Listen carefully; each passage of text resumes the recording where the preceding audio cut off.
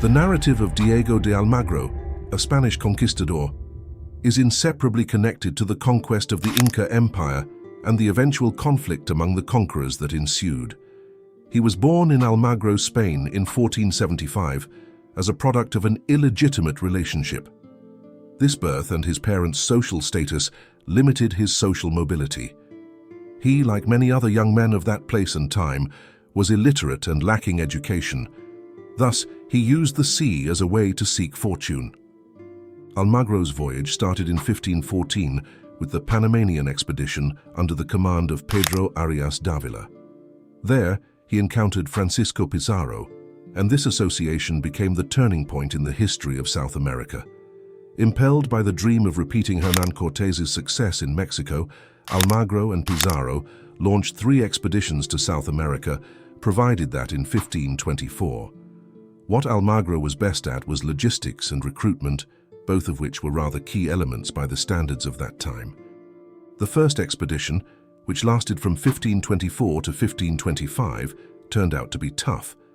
The sailors were fighting whimsical winds and unforgiving currents on their way up the Río River, where they were met by powerful resistance from a nearby tribe.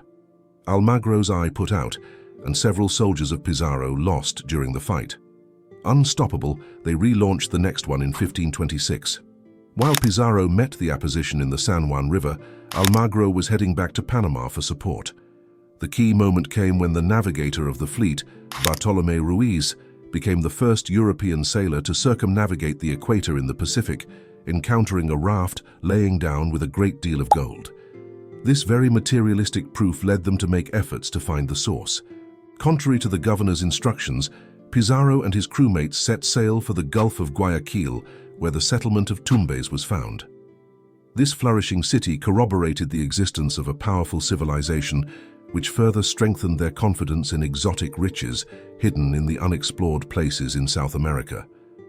It was these initial expeditions, both full of suffering and splendor, that formed Almagro's participation and set the scene for the exciting events to come, including the conquest of the Inca Empire and the bitter rivalry that ultimately culminated in his fall.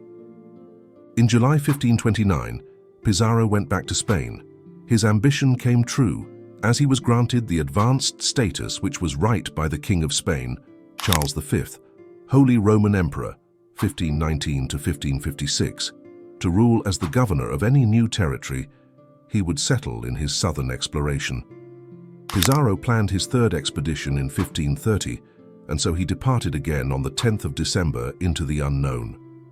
The expedition was composed of 2 caravels and moved along the coast of Colombia and Ecuador. Pizarro had less than 200 ordinary fighters who accompanied him to the Andes. Thus, his second-in-command became Diego de Almagro, whom he followed initially after he was sent to a research campaign in Panama. Almagro had, however, got the dismal title of Tumbes Fortress Commander from the Inca ruler. This marked the beginning of the break between Almagro and Pizarro, as the latter paid too much attention to himself and only took care of his interests during this stay at court. However, the opposition was resolved when Hernando de Luque, who had earlier been providing financial assistance to the 2 conquistadors, made Pizarro agree that he would ask the emperor to assign territory to Almagro to govern himself. The deal signed stipulates that Pizarro is not promoted as a relative over Almagro, and the treasure is divided equally among the 3 of them. At the end of November 1532, Pizarro had their first encounter with the Incas. Posing a serious threat to his empire, the ruler of the Incas, Atahualpa, was captured, and the terrifying ransom consisting of huge amounts of gold and silver was collected.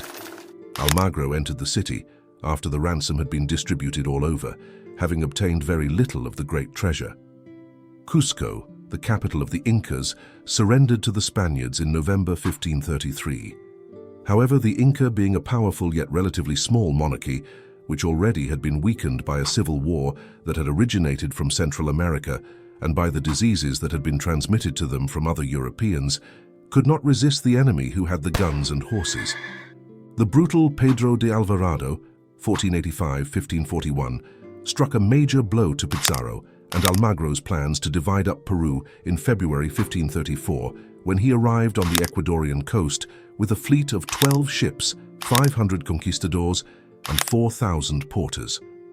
After taking over as governor of Guatemala, Alvarado was keen to investigate what opportunities the crumbling Inca Empire presented.